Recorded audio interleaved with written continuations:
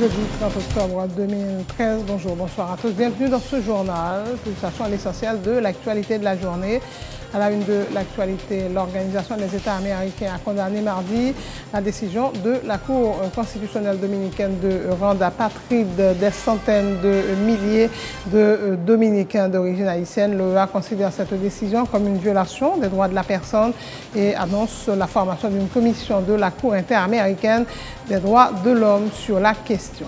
Haïti a reçu tout au long de la réunion de l'OEA l'appui des pays membres du CARICOM, dont la porte-parole, l'ambassadrice Célia Prince, qui avait mis le dossier à l'ordre du jour. La représentante de Saint-Vincent et Grenadines a qualifié d'injuste l'arrêt de la Cour constitutionnelle dominicaine. Le président Martelly et le Premier ministre Laurent Lamotte ont assisté ce mercredi au lancement des travaux de construction du viaduc de Delma. Ces travaux, qui doivent durer 15 mois, coûteront 16 millions de dollars. Depuis le lancement de l'opération Dragon 2 le 1er octobre dernier, une cinquantaine d'individus, dont 3 ressortissants étrangers, ont été arrêtés, accusés de vol à main armée, enlèvement, tentative d'assassinat, association de malfaiteurs et viol sur mineurs, selon le porte-parole de la PNH.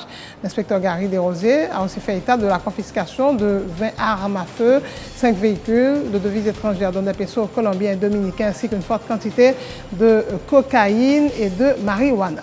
Les avocats du barreau de Port-au-Prince sont convoqués à nouveau ce jeudi. La réunion n'a pu avoir lieu ce mercredi, faute de quorum. À l'ordre du jour, la grève illimitée décidée par le barreau jusqu'au départ du chef du parquet de Port-au-Prince, maître Francisco René. Le bâtonnier est formel. Pas question de lever la grève tant que le commissaire du gouvernement reste à son poste. Les agences américaines de renseignement n'espionnent pas les Européens, mais les données ont été fournies par les agences européennes. C'est la réponse de Washington après les révélations d'espionnage en cascade mettant à mal la NSA ces derniers jours. En sport, le Milan AC perd de nouveaux points à domicile malgré un but magnifique de Kaka. Les Rossoneri ont été accrochés à San Siro 1-1 face à la Lazio de Rome ce mercredi lors de la 11e journée de la Série A. Voilà, mesdames et messieurs, pour le menu du journal.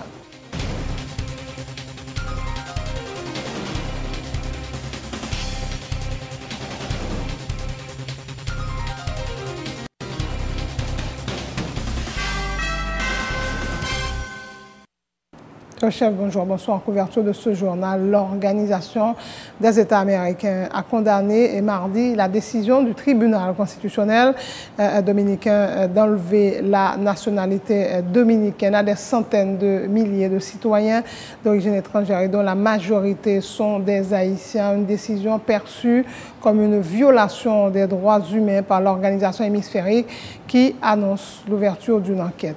C'est le secrétaire général de l'OEA, José Miguel Insulza, qui a indiqué au terme d'une rencontre du Conseil permanent de l'organisation tenue mardi donc que la Cour interaméricaine des droits humains allait former une commission d'enquête pour justement enquêter sur ce dossier, mais il a plaidé en faveur d'une solution de consensus. De son côté, l'ambassadeur d'Haïti à l'OEA, Duli Brutus, qui a assisté à la réunion, a souligné qu'un pas important a été franchi en vue de la non-application de la décision de la Cour constitutionnelle dominicaine. C'est dit inquiet des conséquences que risque d'avoir la décision de la Cour constitutionnelle dominicaine. Haïti a reçu tout au long de la réunion l'appui des pays membres du CARICOM, dont la porte-parole, l'ambassadrice Célia Prince, qui avait introduit le dossier à l'ordre du jour, la représentante de Saint-Vincent et Grenadines, qui a qualifié d'injuste l'arrêt de la Cour constitutionnelle dominicaine. Autre point de l'actualité, les discussions se poursuivent entre des représentants de l'exécutif et du Parlement sur la crise, a annoncé le sénateur François Lucas Saint-Ville, proche du pouvoir, soulignant qu'il ne s'agit pas encore de négociations à proprement parler, mais de discussions visant à explorer des pistes de solutions. Nous-mêmes qui continuons le gouvernement, nous ne négocier. En tant que partenaire, nous chita n'a pas parlé. Nous avons l'autre conseil. Dans la limite, bon, dans la limite prérogative, pas dans la limite prérogative, pas exécution là. Nous avons l'autre conseil et comme ça, sans même et chita attendez qu'a fait en dehors de tout ça, fini, nous cap avancer. C'est ça que nous-mêmes avons fait. C'est pas prérogatif pas de nous quitter, nous bailler, nous pas. Mais en tant que partenaire, on a chita parler sur tout sujet. Quand tu as fait sur le sujet spécial? On dit sous situation globale du pays. Nous attendons à qui ça? Nous ne pouvons pas arriver à entendre sur quoi que ce soit. C'est échange qu'a fait. Attendre que dans la proposition qu'on a fait, nous avons pour nous faire, nous avons des bagages que nous avons et qui permettent d'avancer. Donc si nos partenaires, nous avons des bagages que nous aimons, nous devons pas aimer, mais ce n'est pas parler seulement parler de eux qui comptent, même quand il faut raison. On va comprendre moins parce qu'on connaît que nous n'avons pas d'idée depuis notre tête pour nous écraser, mais c'est aider nous, c'est pour collaborer. Donc si nous collaborons, il faut attendre. C'est dans l'esprit ça que nous-mêmes n'avons parlé. Son chita parler, ce n'est pas négociation. On ne peut pas croire que nous avons discuté sur la question de on tire aller ou pas on tire aller, la question de constitution, et ça c'est un bagage que nous ne pas discuter. Okay? Mais nous avons parlé sur qui date d'élection qu'on a fait et qui les a convoqué. Parlement, en particulier la Chambre des députés, qui j'ai élection qu'a fait, est-ce que c'est deux élections cette fois, ou bien est-ce que deux élections et a fait, ou bien est-ce qu'ils sont seuls, est-ce que c'est possible, qui ça gagne. Donc, on va parler sur tout le bagage. On va parler sur sa constitution dit que il y a dans l'arrière, on va parler sur ça. Ça va avoir une influence sur l'interpellation? Non, pas question d'influence. Si tu as parlé, a commencé bien avant. Donc c'est pas dans la question d'interpellation, ça sont l'autre bagaille, ça c'est prérogatif sénalier et il va entrer dans la conversation. Le chef de l'État et le Premier ministre ont assisté ce mercredi au lancement des travaux de construction du viaduc de Delmar. Ces travaux qui doivent durer 15 mois coûteront la bagatelle de 16 millions de dollars. Suivez ce reportage d'Emmanuel Paul. Les deux chefs de l'exécutif, le président Michel Joseph Martelly et le premier ministre Laurent Salvador Lamotte, présents ce mercredi au carrefour de l'aéroport pour lancer officiellement les travaux de construction du viaduc. Un ouvrage visant à rendre plus fluide la circulation au niveau de la commune de Delmar et qui contribuera à changer l'image du pays, a indiqué le chef de l'État. Moi, ici, je pour regarder le pays, présenter le pays à bouger. Donc, dans ce sens, nous entendons plus le monde dire depuis que nous faisons ça, le côté. Bon, ça c'est réaction. Nous-mêmes, nous sommes nous comprenons à partir de ça. Nous comprenons que la population a des attentes. Et le besoin des bagages faits. Donc, à travers le modèle de travail, nous pouvons être satisfaits. Non seulement besoin du pays, mais pour une population qui a vite de pays pour changer. Donc, nous sommes contents depuis l'année dernière annoncer bien tout ça. Et comme tout que dans les mois qui suivent, et pas qu'à voir derrière. Cet ouvrage, dont le coût est évalué à 16 millions de dollars américains, devrait durer 15 mois. Selon l'ingénieur Alfred Piard, responsable de travaux publics au MTPTC. Les travaux en tant que tels supposés durer 15 mois, au plus. Donc ça veut dire, d'ici la fin du mois de novembre 2014, nous supposons finir le travail. Pour la construction 25 mètres, de ça, avec on fait à peu près 500-550 mètres linéaires. Machine qui a sorti dans l'aéroport, ou bien qui a sorti dans la zone qui est à l'aéroport, là, passer par en bas port. Et puis nous-mêmes, Delmar, nous-mêmes, nous allons faire deux rampes. On rampe sur le ici, qui arrive sur la ville. Et puis on rampe qui arrive, comme sur au Delmar. Les travaux ont commencé. Cependant, rien n'a été décidé jusqu'ici concernant la procédure d'expropriation. La mairie de Delmar travaille à la réalisation d'un plan. Le président du conseil municipal s'explique. L'expropriation peut qu'on fait parce que nous connaissons qu'à fois vaste parce que nous allons commencer pour vivre dans Delmar 19 et nous allons commencer à vivre juste dans 28 là. C'est l'expropriation qui déclenche quand pile monde qui est dans le groupe, mais nous pouvons toucher tout le monde. Combien de monde comme ça? Et nous pas gagner un chiffre en tête parce que nous gagnons des ministères là qui travaillent sur le dossier et nous travaillons avec les finances. C'est les finances qui viennent le dossier à la main. La construction du viaduc du carrefour de l'aéroport est assurée par la firme dominicaine Estrella sous la supervision du ministère des Travaux publics, Transports et Communications. En marge du lancement officiel des travaux de construction du viaduc de Delma, le président Martelly a réaffirmé la volonté du CSPN, Conseil supérieur de la police nationale, de continuer à travailler en faveur de l'amélioration des conditions de vie et de travail des policiers. Le chef de l'État a fait état de la construction de plus de 4000 maisons en faveur des agents de la PNH. Ce sont, a-t-il dit, des dispositions qui renforcent la volonté des policiers de continuer à servir leur pays et de travailler au maintien de l'ordre. Avec engagement que nous prenons dans CSPN, c'est PM qui chef CSPN, et avec dynamisme et DG la police là, et avec pour la police là, qui lui même doit vivre de mauvaises conditions, mais la police que nous travaillons parce qu'il y a un pile policier que nous rencontrons qui dit que l'assurance est manquée.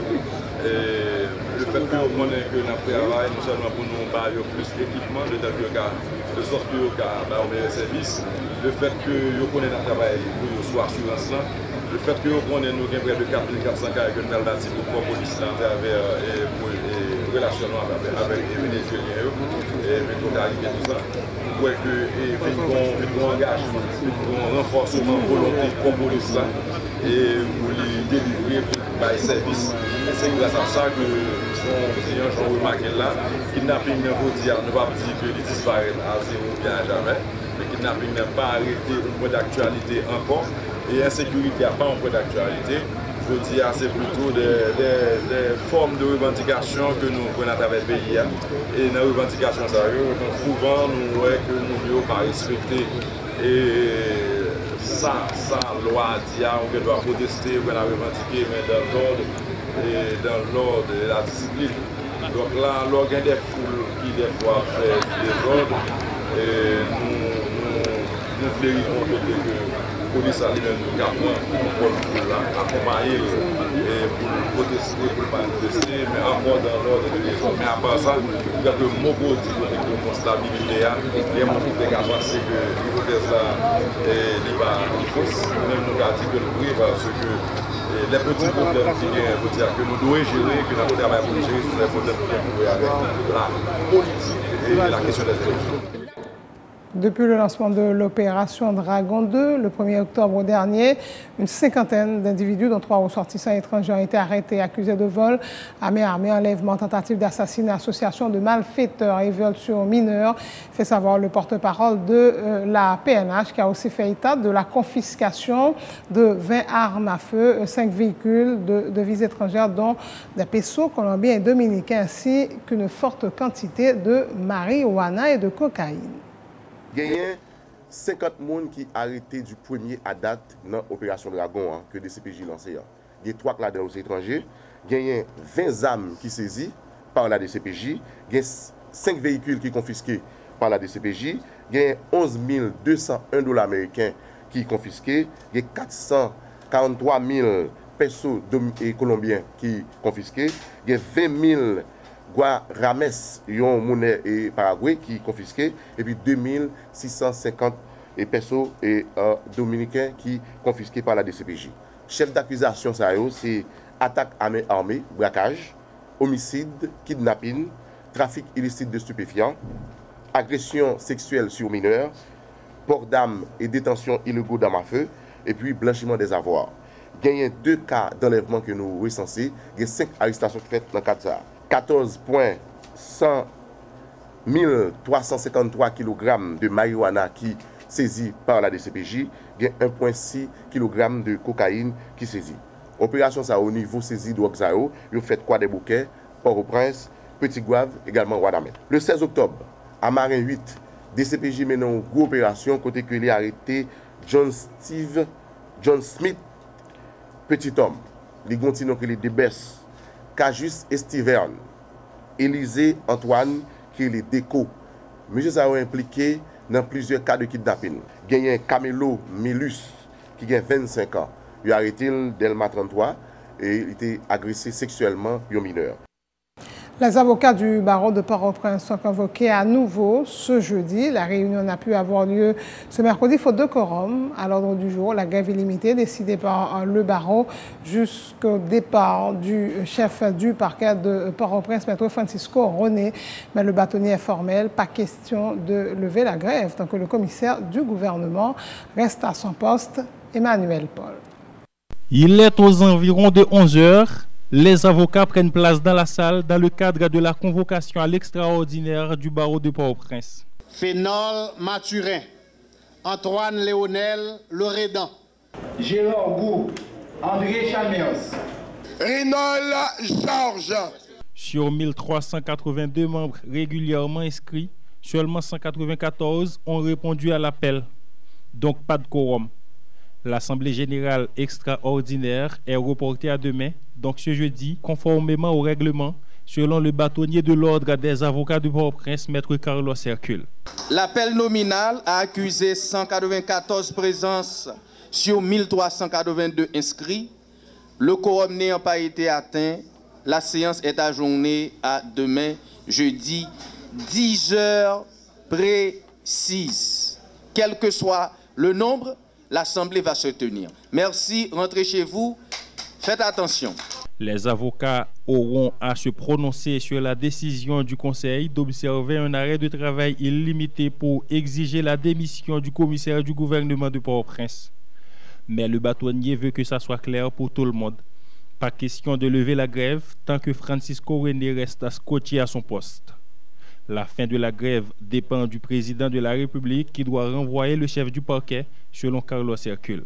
Et moi, crois que le président de la République, là, si que lui comprendre responsabilité nous-mêmes en dedans juridiction, s'il comprend que le commissaire gouvernement, ça, il n'a pas doit arrêter dans tête parquet de Port-au-Prince encore, on croit à même, il n'a pas quitter nous faire assemblée. S'il veut le arrêter, eh bien, pas de problème, nous-mêmes, nous camper sous position. Francisco René représente une menace pour les avocats, selon Maître Aviol Fleurant, qui invite ses collègues à évaluer l'ampleur de la situation. Damoclès, qui se trouve de l'autre côté de la barre, vient de mettre son épée au-dessous, sous notre gorge, et nous dit de travailler. Est-ce qu'on peut continuer à travailler avec l'épée de Damoclès sur notre tête, avec un couteau sous la gorge? Est-ce qu'on peut continuer à travailler avec l'épée de Damoclès sous notre tête? Damoclès partira. Damoclès partira. C'est le mot du Conseil de l'ordre. Toutes les activités sont paralysées au palais de justice. Les juges sont également aux abonnés absents. L'Association nationale des magistrats haïtiens ayant décidé de s'associer au mot d'ordre de grève des avocats. C'est la fin de ce journal. Le rappel des titres, l'Organisation des États américains a condamné mardi la décision de la Cour constitutionnelle dominicaine de rendre apatrides des centaines de milliers de Dominicains d'origine haïtienne. L'OEA considère cette décision comme une violation des droits de la personne et annonce la formation d'une commission de la Cour interaméricaine des droits de l'homme sur la question. Haïti a reçu tout au long de la réunion de l'OEA l'appui des pays membres du CARICOM, dont la porte-parole, l'ambassadrice Célia Prince, qui avait mis le dossier à l'ordre du jour. La représentante de Saint-Vincent et Grenadines a qualifié d'injuste l'arrêt de la Cour constitutionnelle dominicaine. Le chef de l'État et le Premier ministre ont assisté ce mercredi au lancement des travaux de construction du viaduc de Delma. Ces travaux, qui doivent durer 15 mois, coûteront 16 millions de dollars. Depuis le lancement de l'opération Dragon 2, le 1er octobre dernier, une cinquantaine d'individus, dont 3 ressortissants étrangers, ont été arrêtés, accusés de vol, enlèvement, tentative d'assassinat, association de malfaiteurs et viol sur mineurs, selon le porte-parole de la PNH. L'inspecteur Gary Desrosiers a aussi fait état de la confiscation de 20 armes à feu, 5 véhicules de devises étrangères, dont des pesos colombiens et dominicains, ainsi qu'une forte quantité de cocaïne et de marijuana. Les avocats du barreau de Port-au-Prince sont convoqués à nouveau ce jeudi. La réunion n'a pu avoir lieu ce mercredi, faute de quorum. À l'ordre du jour, la grève illimitée décidée par le barreau jusqu'au départ du chef du parquet de Port-au-Prince, Maître Francisco René.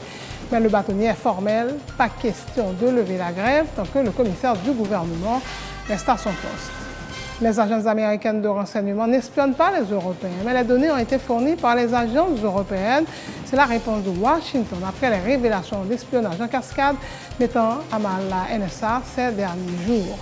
Le Milan AC perd de nouveaux points à domicile malgré un magnifique but de Kaka. Les rossoneri ont été accrochés à San Siro 1-1 face à la Lazio de Rome ce mercredi lors de la 11e journée de la Série A. Merci de votre attention. Bonne suite de programme sur Télé Pluriel.